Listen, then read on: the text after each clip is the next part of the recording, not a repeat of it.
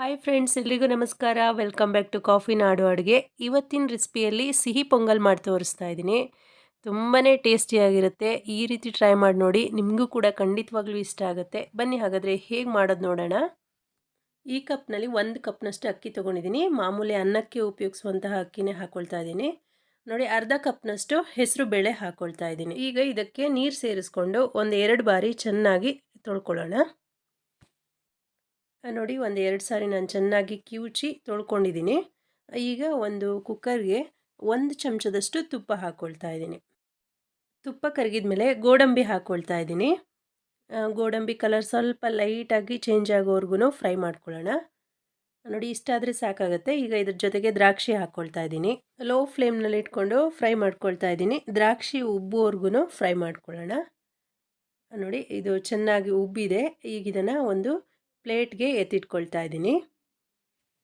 Friends, ನೀವೇನಾದರೂ ನನ್ನ ಚಾನಲ್ನ ಸಬ್ಸ್ಕ್ರೈಬ್ ಮಾಡದೆ ನೋಡ್ತಾ ಇದ್ದರೆ ದಯವಿಟ್ಟು ರೆಡ್ ಕಲರ್ ಸಬ್ಸ್ಕ್ರೈಬ್ ಬಟನ್ನ ಪ್ರೆಸ್ ಮಾಡಿಕೊಂಡು ಚಾನಲ್ನ ಸಬ್ಸ್ಕ್ರೈಬ್ ಮಾಡ್ಕೊಳ್ಳಿ. ನೋಡಿ, ಒಂದು ಪ್ಲೇಟ್ಗೆ ಎತ್ತಿಟ್ಕೊಂಡಿದ್ದೀನಿ. ಈಗ ಅದೇ ಒಂದು ಕುಕ್ಕರ್ ಪ್ಯಾನ್ಗೆ ಒಂದು 4 ಗ್ಲಾಸ್ನಷ್ಟು ನೀರು ಹಾಕ್ಕೊಳ್ತಾ ಇದ್ದೀನಿ. ಅಂದರೆ 1 ಗ್ಲಾಸ್ ಅಕ್ಕಿ, ಅರ್ಧ ಗ್ಲಾಸ್ ಬೇಳೆಗೆ 4 ಗ್ಲಾಸ್ನಷ್ಟು ನೀರು. ಹಾಗೆಯೇ 1 ಗ್ಲಾಸ್ನಷ್ಟು ಹಾಲು ಹಾಕ್ಕೊಳ್ತಾ ಇದ್ದೀನಿ. ಹಾಲು ಹಾಕ್ಕೊಳ್ಳೋದ್ರಿಂದ ಪೊಂಗಲ್ ತುಂಬಾ ರುಚಿಯಾಗುತ್ತೆ. ನೋಡಿ, ಈಗ ತೊಳೆದಿಟ್ಕೊಂಡಿರುವಂತಹ ಅಕ್ಕಿ ಹೆಸರು ಬೇಳೆನ ಇದ್ರ ಜೊತೆಗೇ ಹಾಕ್ಕೊಳ್ತಾ ಇದ್ದೀನಿ. ನೀರು ಸ್ವಲ್ಪ ಹೆಚ್ಚು ಕಮ್ಮಿ ಆದರೂ ಪರವಾಗಿಲ್ಲ. ಬೆಂದ ನಂತರ ಅದನ್ನು ನೋಡಿಕೊಂಡು ಕನ್ಸಿಸ್ಟೆನ್ಸಿಯನ್ನು ಅಡ್ಜಸ್ಟ್ ಮಾಡ್ಕೋಬೋದು. ರುಚಿಗೆ ತಕ್ಕಷ್ಟು ಉಪ್ಪು ಸೇರಿಸ್ಕೊಳ್ತಾ ಇದ್ದೀನಿ. ಒಂದು ಸಾರಿ ಚೆನ್ನಾಗಿ ಎಲ್ಲನೂ ಮಿಕ್ಸ್ ಮಾಡ್ಕೊಂಬಿಡೋಣ. ಈಗ ಕುಕ್ಕರ್ ಮುಚ್ಚಳನ ಮುಚ್ಚಿ 3 ವಿಷಲ್ನ ಕೂಗಿಸ್ಕೊಳ್ತಾ ಇದ್ದೀನಿ. 3 ವಿಷಲ್ ಕೂಗಿಸ್ಕೊಂಡ್ರೆ ಸಾಕಾಗತ್ತೆ. ಬೇಳೆ ಎಲ್ಲ ಚೆನ್ನಾಗಿ ಹದವಾಗಿ ಬೆಂದಿರುತ್ತೆ. 3 ವಿಷಲ್ ಆಗಿದೆ. ಕುಕ್ಕರ್ ತಣ್ಣಗಾಗಿದೆ. ನೋಡಿ, ಓಪನ್ ಮಾಡಿ ನೋಡ್ತಾ ಇದ್ದೀನಿ.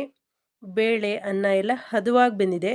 ನೋಡಿ, ತುಂಬ ಗಂಜಿ ರೀತಿಯೂ ಆಗಿಲ್ಲ, ತುಂಬ ಗಟ್ಟಿಯಾಗಿ ಕೂಡ ಇಲ್ಲ, ಹದವಾಗಿ ಬೆಂದಿದೆ. ಒಂದು ಸಾರಿ ಚೆನ್ನಾಗಿ ಮಿಕ್ಸ್ ಮಾಡ್ಕೊಳ್ಳೋಣ. ಸ್ವಲ್ಪ ನೀರು ಕಡಿಮೆ ಅನ್ನಿಸ್ತಾ ಇದೆ.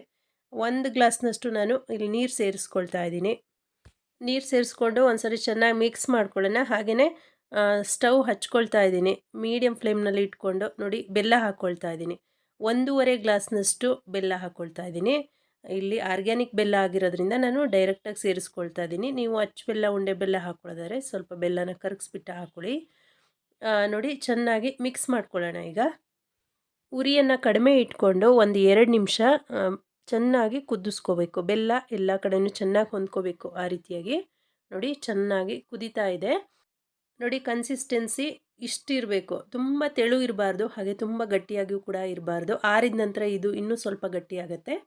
ನೋಡಿ, ಈಗ ನಾನಿಲ್ಲಿ ಸ್ಟವ್ನ ಆಫ್ ಮಾಡ್ಕೊಳ್ತಾ ಇದ್ದೀನಿ. ಈಗ ಫ್ರೆಶ್ ತೆಂಗಿನಕಾಯಿ ತುರಿಯನ್ನು ಸ್ವಲ್ಪ ಹಾಕ್ಕೊಳ್ತಾ ಇದ್ದೀನಿ. ಹಾಗೆಯೇ ಇಲ್ಲಿ ಸ್ವಲ್ಪ ಪಚ್ಚಕರ್ಪೂರ ಸೇರಿಸ್ಕೊಳ್ತಾ ಇದ್ದೀನಿ. ಇದು ಹಾಕ್ಕೊಳ್ಳೋದ್ರಿಂದ ಘಮ ಅನ್ನೋ ಪರಿಮಳ ಇರುತ್ತೆ.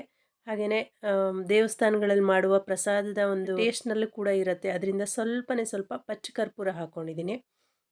ಹಾಗೆ ಫ್ರೈ ಮಾಡಿ ಇಟ್ಕೊಂಡಿರುವಂತಹ ದ್ರಾಕ್ಷಿ, ಗೋಡಂಬಿನ ಕೂಡ ಇದ್ರ ಜೊತೆಗೆ ಸೇರಿಸ್ಕೊಳ್ತಾ ಇದ್ದೀನಿ. 1-2 ಚಮಚದಷ್ಟು ತುಪ್ಪ ಹಾಕ್ಕೊಳ್ಳೋಣ. ನೋಡಿ, ತುಪ್ಪ ಹಾಕಿದ ಮೇಲೆ ಚೆನ್ನಾಗಿ ಮಿಕ್ಸ್ ಮಾಡ್ಕೊಳ್ತಾ ಇದ್ದೀನಿ. ತುಂಬ ರುಚಿಯಾಗಿ ಬಂದಿದೆ ಫ್ರೆಂಡ್ಸ್. ಹೀಗೊಂದು ಸರಿ ಟ್ರೈ ಮಾಡಿ ನೋಡಿ. ಹಾಗೆ ಹೇಗೆ ಬಂತು ಅಂತ ಹೇಳಿ ಕಮೆಂಟ್ ಮಾಡಿ. ಇವತ್ತಿನ ರೆಸಿಪಿ ಇಷ್ಟ ಆದರೆ ಒಂದು ಲೈಕ್ ಮಾಡೋದನ್ನು ಮರಿಬೇಡಿ. ರೆಸಿಪಿಯನ್ನು ಫ್ಯಾಮಿಲಿ ಫ್ರೆಂಡ್ಸ್ ಜೊತೆಗೆ ಶೇರ್ ಮಾಡ್ಕೊಳ್ಳಿ. ವಿಡಿಯೋ ನೋಡಿದ್ದಕ್ಕಾಗಿ ಧನ್ಯವಾದಗಳು.